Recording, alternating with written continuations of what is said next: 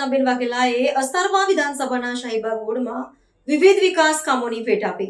ગુજરાત રાજ્યના શહેરી વિકાસ અને શહેરી ગૃહ નિર્માણ વિભાગના રાજ્યમંત્રી દર્શનાબેન વાઘેલાએ આજે પોતાના અસ્તારવા વિધાનસભા મત વિસ્તારમાં અંતર્ગત આવતા શાહીબાગ વોર્ડમાં લોક સુખાકારીમાં વધારો કરતા અનેકવિધ વિકાસ પ્રકલ્પોનું લોકાર્પણ કર્યું હતું.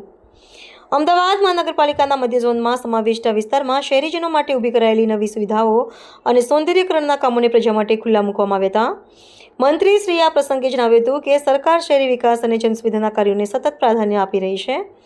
આ વિકાસ યાત્રાના ભાગરૂપે મંત્રીશ્રીએ ઈદગાહ વિસ્તારમાં નવનિર્મિત કલાત્મક ચબૂતરો અને વર્તુળનું વિધિવત ઉદ્ઘાટન કર્યું હતું, જે બોલ પક્ષીઓ માટે આશ્રય સ્થાન બની રહેશે. તદુપરાંત શાહીબાગ વિસ્તારમાં જ નમસ્તે સર્કલ સમીપે આવેલા હાજીપુરા ઉદ્યાનમાં નાગરિકોની સુવિધા માટે તૈયાર કરેલા ગજેબો અને ડફનાળા જંકશન ખાતે શહેરની શોભામાં અભિવૃદ્ધિ કરતા આકર્ષક કમળ શિલ્પનું પણ તેમણે લોકાર્પણ કર્યું હતું.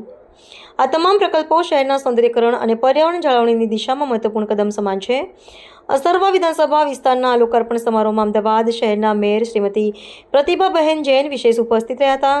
તેમની સાથે મહાનગરપાલિકાના શાસક પક્ષના નેતા શ્રી ગૌરંગભાઈ પ્રજાપતિ, સ્થાનિક નગરસેવકો, મ્યુનિસિપલ કોર્પોરેશનના વિવિધ પદાધિકારીઓ અને ઉચ્ચ અધિકારીઓ પણ જોડાયા હતા.